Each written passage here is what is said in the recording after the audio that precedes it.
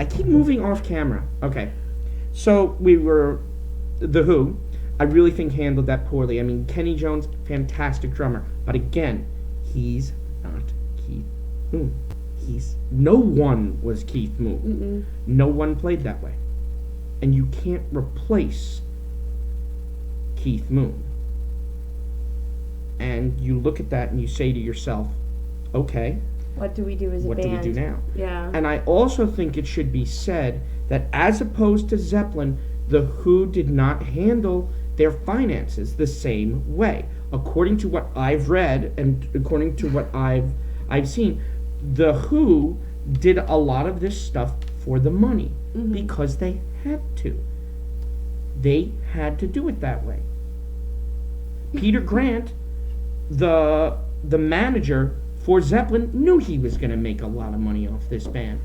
So he was going to get them paid. Because if I get you paid, I get paid. Yeah. The Who, I'm sorry, were handled badly. They were. And they would admit that. I've read it several times that they felt ill-treated by Chris Stamp and Kit Lambert. That they did not make the money that they thought that they should be making. The Who, as a going concern, in my opinion, God, I sound like such a blowhard saying this. Keith dies, no more Who. Yeah.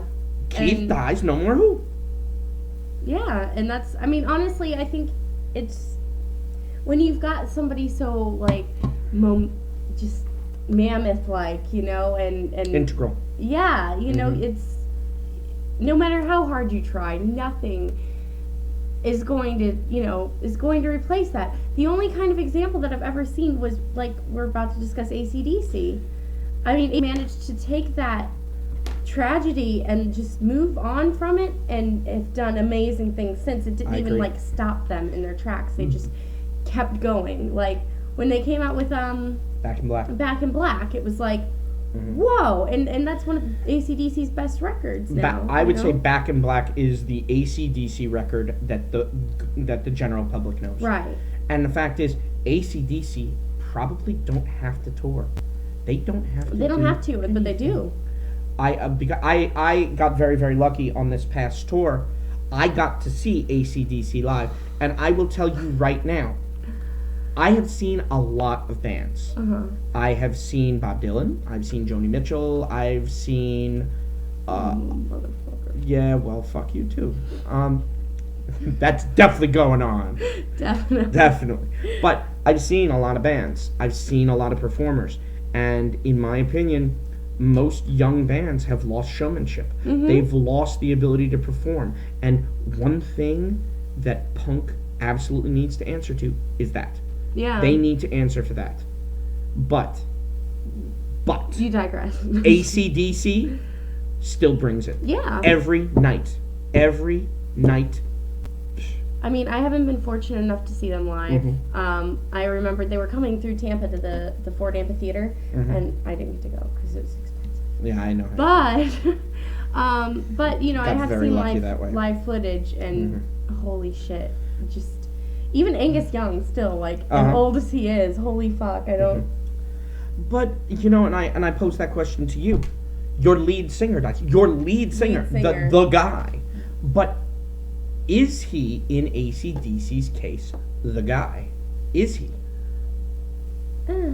Because to me, I think Angus kind of carries the rest of the band as well. So it's just like Van Halen. Although, like, Hagar, this isn't a death situation, but although we had David Lee Roth, basically, David Gary Lee Roth Cherone, people, and Sammy Hagar, like, yes, David Lee Roth was a great frontman, but then you also had Eddie. Eddie really balanced that. And you know, even though Van Hagar was a horrible band. That was high school. That was high school and junior high for me. You know, Eddie, couldn't you have, like, kept it going a little while longer? Yeah, and to me, I felt like it kind of went, you know, they were already kind of poppy, you know, like where the girls could dig them, but I just think Hagar made it so... But basically, like I'm saying, I think there are certain bands out there that can run on their own and change their front man and still do all right, you know what I mean? Not maybe some people prefer one and not the other. Sorry, screensaver. It's okay. But I think there are certain bands when they have like a guitarist or something that they can run on their own. Unfortunately, like I hate to see the day because I know in my lifetime I'm going to see it when Mick Collins goes, the great.